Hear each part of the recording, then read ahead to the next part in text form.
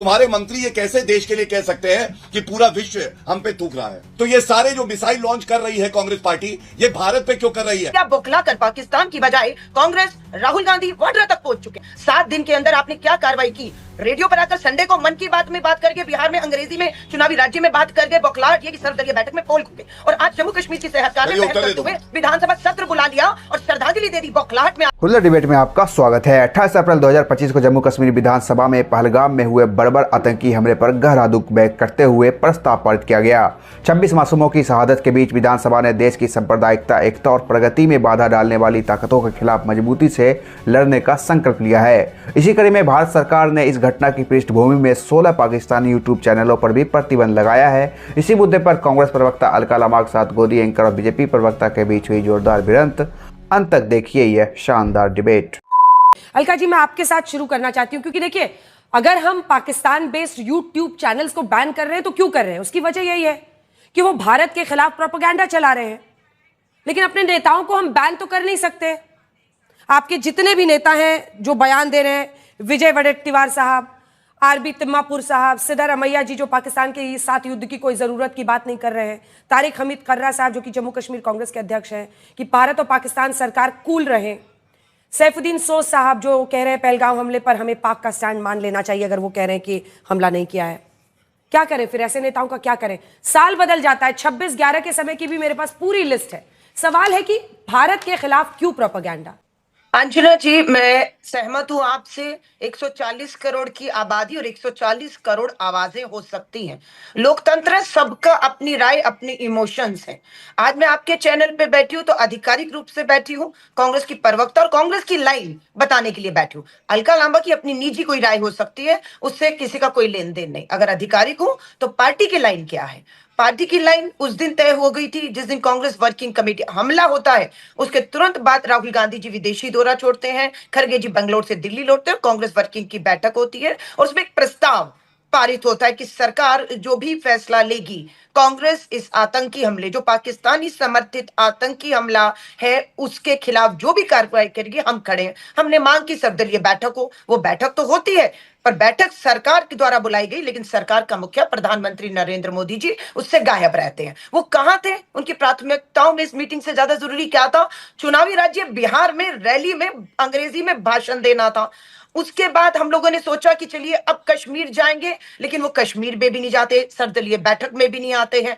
एक लाइन आती है कि सिंधु जल जो समझौता है वो रद्द किया जाएगा। ये तो 2001 और 2 में भी संसद हमले पर कहा था रद्द हो गया, हमें लगा रद्द हो गया होगा, पर पानी भी जाता रहा और सब कुछ होता रहा। फिर 2016 में उरी हमारा जो सेना का बेस है उस पर हमला हुआ। फिर ये नरेंद्र मोदी जी ने ये कहा कि खून और पानी एक साथ नहीं बहेगा, पानी रोका जाएगा, हमें लगा रोक दिया, कुछ नहीं हुआ। फिर 2019 में पुलवामा में हमारे 40 जवान शहीद हो गए इसी सरकार के दौरान। फिर आया कि सिंधु नदी समझौता रद्द, पानी रोक दिया। आज फिर वही बात आ रही है 2025 में, जब पहलगाम में 28 लोग, आपकी सरकार की चूक, क्योंकि आपने माना है सर्वदलीय बैठक में आकर कि सरकार से सुरक्षा में चूक हो गई। आपकी एक चूक ने 28 जाने ले ली, आपकी एक चूक ने। अगर चूक ना होती तो पाकिस्तान के आतंकी की हिम्मत ना होती हमारी ही सरहद में घुसता। और प्रधानमंत्री मोदी जी क्या कहते हैं? जब गलवान वैली में हमारे 20 जवान शहीद हुए, प्रधानमंत्री जी ने क्या कहा था? वो तो प्रधानमंत्री हैं, यहाँ तो 140 करोड़ में एक आवाज उठ रही है। जल्दी से आप गौरव भाटिया जी उसका जवाब आप दीजिए। वो कह रहे हैं कि इतनी बड़ी आतंकी घटना घटी है तो सरकार की जवाबदेही कैसे तय होगी?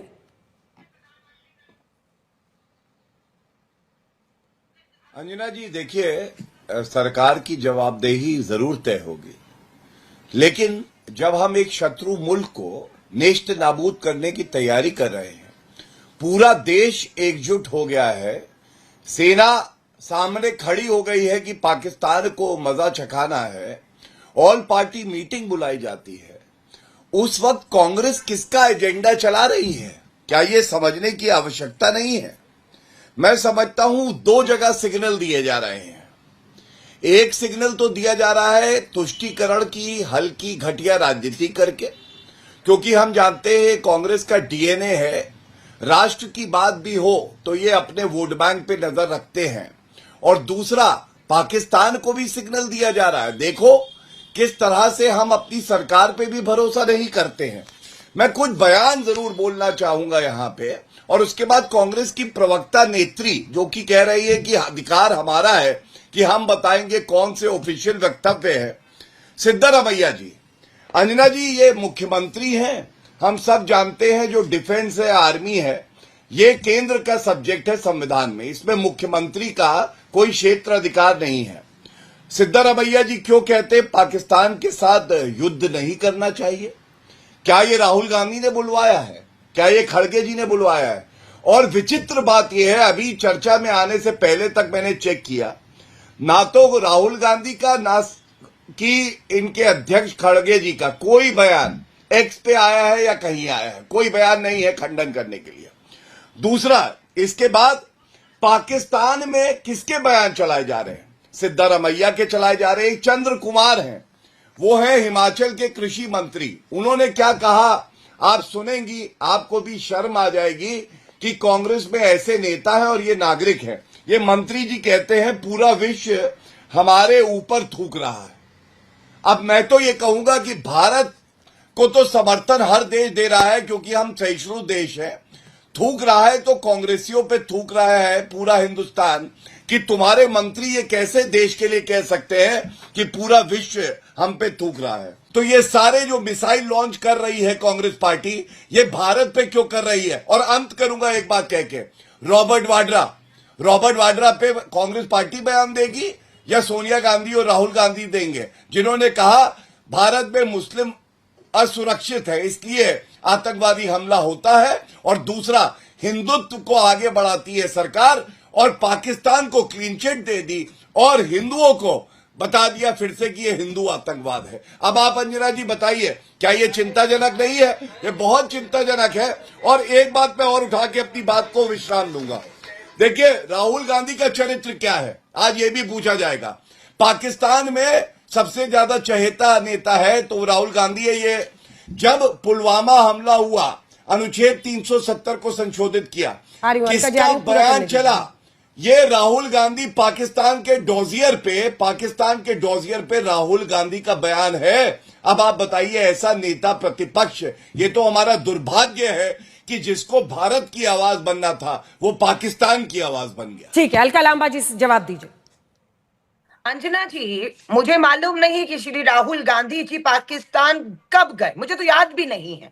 इन्हें याद हो तो तारीख बता दे। हमें इतना मालूम है कि देश के प्रधानमंत्री बिन बुलाए मेहमान बनकर वहां केक खाने जरूर चले गए, तो उसके बाद हमारे एयरबेस पे लगातार हमले हुए। आज हम फिर कह रहे हैं कि सत्ता में जो बैठे हैं, आपको सर्वदलीय बैठक बुलानी पड़ी क्योंकि हमने दबाव बनाया, और आपको स्वीकार करना पड़ा कि आपकी चूक, सरकार की चूक की वजह से 28 लोग मौत के मुंह में चले गए। इसलिए आप बौखला कर पाकिस्तान की बजाय कांग्रेस, राहुल गांधी, वाड्रा तक पहुंच चुके हैं। अरे बीएसएफ का जवान पीके सिंह पाकिस्तान की गिरफ्त में है, क्यों अभी तक आप छुटाने में उसे विफल हुए? उसका परिवार चिंतित है, सवाल पूछ रहा है, और आप रॉबर्ट वाड्रा को बीच में ले आएंगे। बीएसएफ का जवान के बारे में बताइए, 7 दिन के अंदर आपने क्या कार्रवाई की? रेडियो पर आकर संडे को मन की बात में बात करके, बिहार में अंग्रेजी में चुनावी राज्य में बात कर गए, बौखलाहट ये कि सर्वदलीय बैठक में पोल खुल गए, और आज जम्मू कश्मीर की सरकार ने पहल करते हुए विधानसभा सत्र बुला लिया और श्रद्धांजलि दे दी। बौखलाहट में आ गए कि दबाव बन गया है कि अब संसद का सत्र भी, सब काम छोड़कर देश एकजुट था है, और उसको मुंह तोड़ जवाब देने के लिए पाकिस्तान को हम संसद का विशेष सत्र क्यों नहीं बुला पा रहे? क्यों प्रधानमंत्री जी के पास समय नहीं है, ना सर्वदलीय बैठक में आने का, न कश्मीर जाने का? मणिपुर तो वो गए नहीं, 2 साल से जल रहा है, लोग मारे जा रहे हैं, कोई लेन देन नहीं है, अपनी विदेशी यात्राओं से फुर्सत नहीं है, और अब संसदीय सत्र भी बुलाना पड़ेगा क्योंकि दबाव है उनके ऊपर। देश को बताएं, देश साथ है।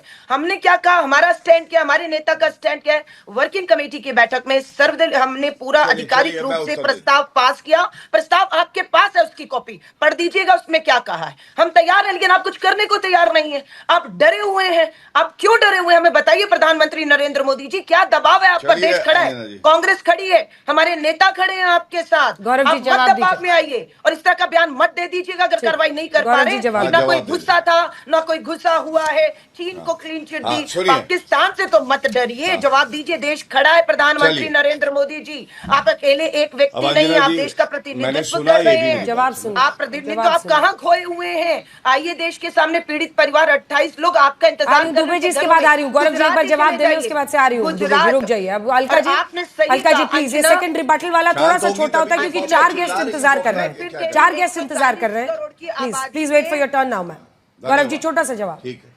नहीं, अंजना जी, आपने नहीं, अब लगातार नहीं हो सकता, 4 लोग वेट कर रहे हैं, ये रिबटल है, थोड़ा कैसी- छोटा बोलना होगा। हाँ।